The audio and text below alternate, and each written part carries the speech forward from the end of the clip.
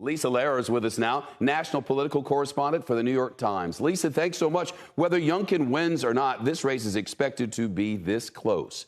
Does the campaign he ran offer a playbook for other Republicans to follow in 22?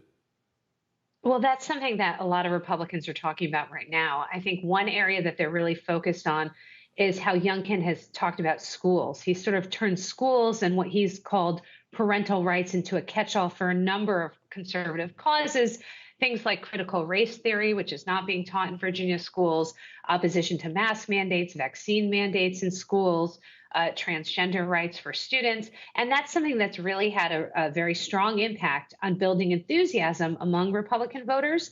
The question that we'll start to get an answer to tonight is whether it's influenced these independent voters, the kind of people who really voted for Joe Biden, these suburban independents, and really won a lot of these races for Democrats during the Trump years. So we don't know the impact the schools argument has on them, but we'll get our first set of good data on that tonight.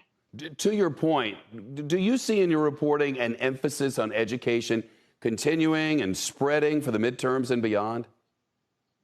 Yeah, I certainly think, and what I'm hearing from Republican strategists, that this is an issue that they think could really help them make gains in the midterms, and they see it as a really fertile ground.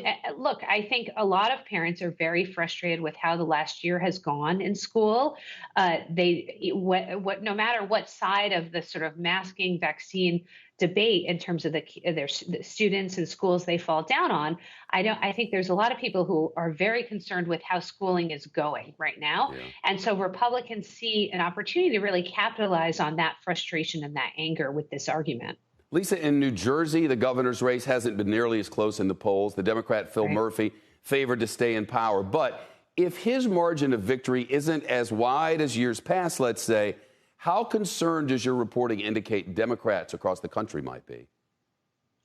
Well, Democrats are already concerned. Going into these midterms, they know that they're going to be hurt by redistricting. They know that history is not on their side, that the party in power tends to lose these midterm races and, the new president's second year. So they already know that it's going to be tough. I think what they're watching for in these races is how tough it will be. And one area that Democrats are really focused on is these suburbs, even in New Jersey, where, as you point out, the Democrat is heavily favored to win.